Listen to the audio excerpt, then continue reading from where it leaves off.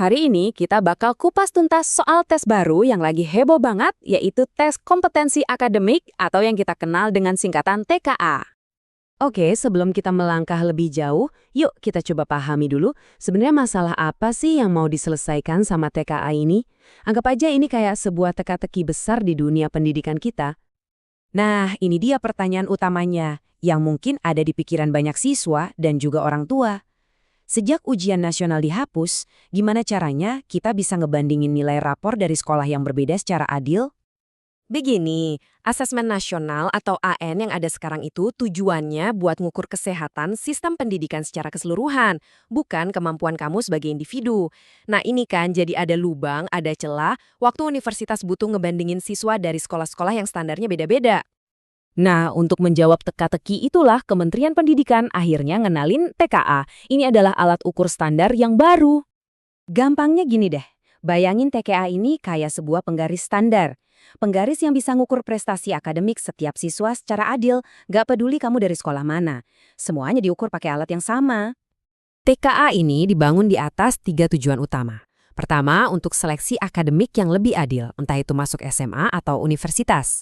Kedua, soal akses dan kesetaraan, jadi teman-teman dari pendidikan non-formal juga bisa dapat standarisasi. Dan yang ketiga, ini juga penting, buat mendorong para guru supaya bisa bikin penilaian yang lebih berkualitas lagi.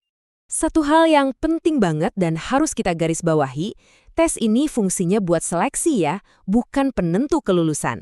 Kelulusan kamu 100% tetap ada di tangan sekolahmu masing-masing. Oke, konsepnya udah dapet ya. Sekarang, yuk kita bedah lebih dalam lagi format tesnya.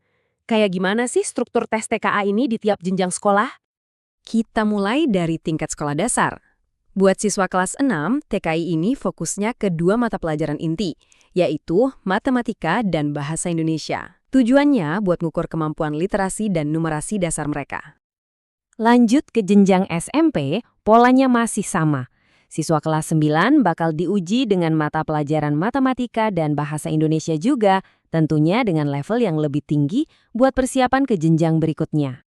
Nah, pas masuk tingkat SMA dan SMK, tesnya jadi lebih spesifik nih.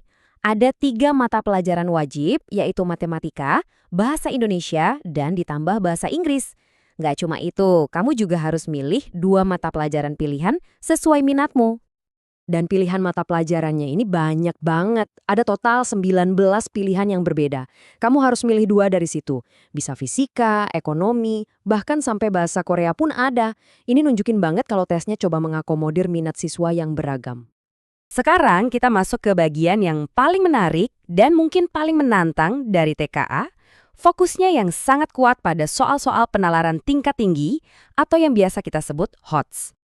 Jadi soal-soalnya itu dirancang dalam 3 level kognitif. Level 1 itu sebatas mengingat fakta.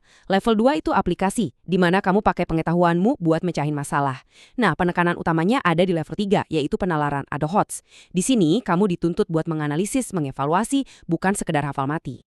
Biar lebih kebayang, kita lihat langsung contoh soalnya ya.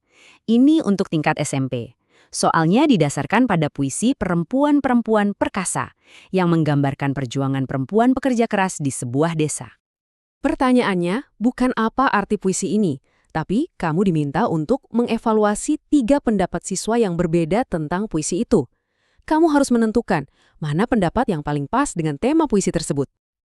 Dan disinilah letak kecerdasan soalnya. Yang diuji adalah kemampuanmu menganalisis pesan inti dari puisi itu, yaitu tentang kekuatan dan perjuangan, bukan cuma sekedar simpati sama rasa lelah mereka. Makanya, pendapat Tika dinilai kurang tepat, karena nggak menangkap semangat perkasanya. Jadi, setelah tahu semua ini, dengan adanya alat ukur standar yang baru ini, apa sih artinya buat kamu sebagai siswa, buat orang tua, dan juga buat sekolah? Intinya begini, skor TKA-mu nanti akan jadi semacam validator atau pembanding untuk nilai rapormu. Ini jadi penting banget, terutama waktu mendaftar ke universitas lewat jalur prestasi atau SNBP.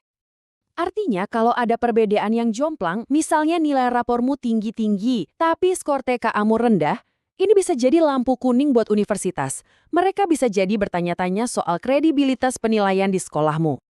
Pada akhirnya, TKA ini bukan cuma tes untuk siswa, ini adalah sinyal untuk seluruh sistem pendidikan kita, bahwa sudah saatnya kita lebih fokus lagi untuk mengembangkan kemampuan berpikir kritis, bukan sekedar hafalan.